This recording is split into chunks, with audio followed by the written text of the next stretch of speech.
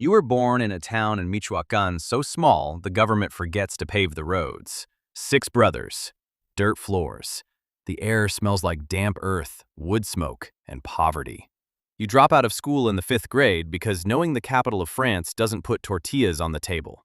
You go to work in the avocado orchards. You are 14 years old. You carry baskets that weigh half as much as you do, 12 hours a day in the blistering sun. You look down at your hands. They are cracked, bleeding, and stained green from the fruit. Your daily wage barely buys enough beans to replace the calories you burned picking them. You do the math in your head. If you work in the sun for 50 years, your hands will turn to leather, your back will curve into a question mark, and you will die exactly as poor as your father. That is the first real lesson of your life. Honest work isn't a ladder, it's a treadmill. You want the American dream. So in the 1980s, you pack a single bag and cross the border into California. You don't want to be a kingpin, you just want a living wage. But washing dishes in San Francisco doesn't pay the rent. You start moving small packages of weed and heroin for your older brother. It's incredibly easy money. It feels like a cheat code to the universe. Until it isn't. You sell to an undercover cop. You are 26 years old, sitting in a sterile, fluorescent-lit American prison cell. You serve 3 years. They load you onto a bus with bars on the windows and dump you back in Tijuana with the clothes on your back and absolutely nothing else. You tried the honest hustle. You tried the foreign hustle. The world rejected you both times. You realize the rules are rigged, so you decide to stop playing by them. You move to Jalisco and put on a uniform. You join the state police. It feels respectable at first. You have a badge, a gun, and authority. But you quickly learn the math of Mexican law enforcement. Your salary is a joke. Your cruiser is falling apart. And the guys driving the brand new armored Suburbans aren't the police chiefs. They are the plaza bosses for the Milenio Cartel. You realize the police aren't the law. The cartel is the law. And the police are just their lowest paid security guards. You start taking the envelopes. A few thousand pesos to look the other way. Then, to actively clear routes. But you aren't just a grunt.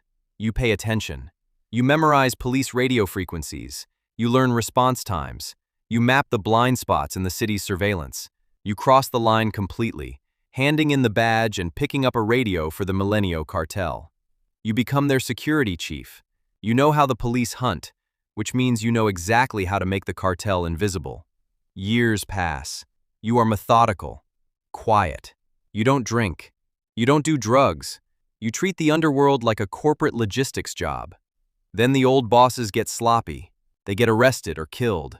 A massive power vacuum opens up in Jalisco.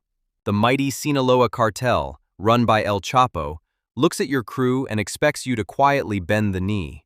They expect you to pay taxes and act as their vassals. You don't bend the knee. You remember the avocado farm. You are done working for other men's empires. You gather the remaining loyalists and brand yourselves Los Mata Zetas, the Zeta Killers. You release highly produced military-style videos online.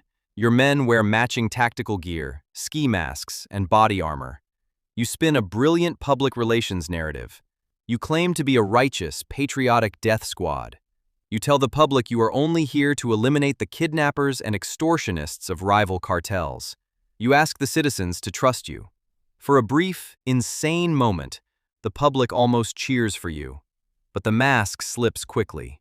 The righteous force rebrands into the Jalisco New Generation Cartel, the CJNG. You stop being a trafficker. You become a warlord. You realize that relying on farmers to grow marijuana and poppies in the mountains is obsolete. You look at the ports, Manzanillo, Lázaro Cárdenas. You seize control of the shipping containers arriving from Asia filled with precursor chemicals. You don't need rain or soil anymore. You just need plastic buckets, cheap labor, and remote jungle labs. You flood the global market with meth and fentanyl. The profit margins are astronomical. The money changes the physics of your organization. Your soldiers don't carry cheap pistols or rusty AK-47s. You buy .50 caliber sniper rifles, rocket-propelled grenades, and belt-fed machine guns. You build monstruos, heavy dump trucks welded into rolling armored tanks. You aren't running a gang. You are running a parallel military. By May 2015, the Mexican government realizes you are a national security threat. They launch Operation Jalisco. They send the elite military after you. Any other boss would hide. You don't hide. You give an order. When a Mexican military Eurocopter tracks your convoy, your men don't run. They aim a Russian-made RPG at the sky and pull the trigger. The rocket hits the tail rotor. The helicopter spins out of control and crashes in a fireball. 8 soldiers burn to death in the wreckage. Simultaneously, you order your cells to activate. In a single afternoon, your men hijack buses, cars, and semi-trucks, setting them on fire to create 39 blockades across the entire state of Jalisco. You burn down banks. You paralyze an entire region of millions of people. You just declared open, kinetic war on a sovereign nation, and you won the day. The military retreats. You are now El Mencho. The DEA puts a $10 million bounty on your head. You are the most wanted man on the planet. Your net worth is estimated in the billions. But what does $1 billion actually buy you? You can't buy a mansion in Guadalajara. You can't take your wife to a restaurant. You can't attend your children's birthdays. You can't even sleep in the same bed for more than 3 nights. The heat is absolute. You retreat deep into the jagged, freezing mountains of the Sierra Madre.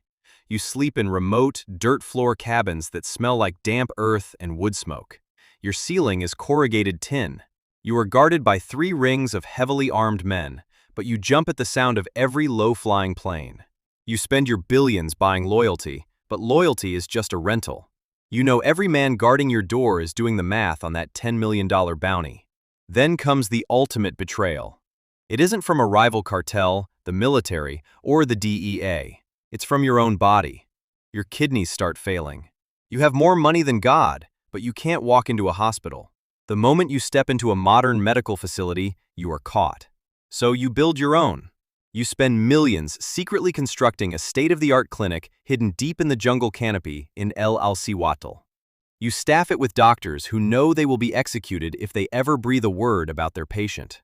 You sit in a sterile chair in the middle of nowhere, hooked up to a humming dialysis machine. You watch your blood cycle out of your arm, run through plastic tubes, and flow back in.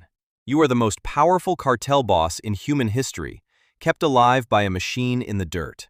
While you are trapped in the mountains, the empire you built begins to devour your bloodline. Your son, El Menchito, the heir to your throne, is captured and extradited to a concrete cell in Washington, D.C. Your wife, La Jefa, is arrested. Your daughter is arrested in the U.S. trying to attend her brother's hearing. You built a fortress of money and extreme violence to protect your family from the poverty you grew up in. But the fortress became a cage that locked them all away. You sit on a plastic chair outside a mountain cabin, looking at your hands. They are no longer stained green from avocados. They are pale, sick, and shaking. You command an army of 50,000 men. You have conquered half of Mexico. But you are a ghost haunting your own kingdom.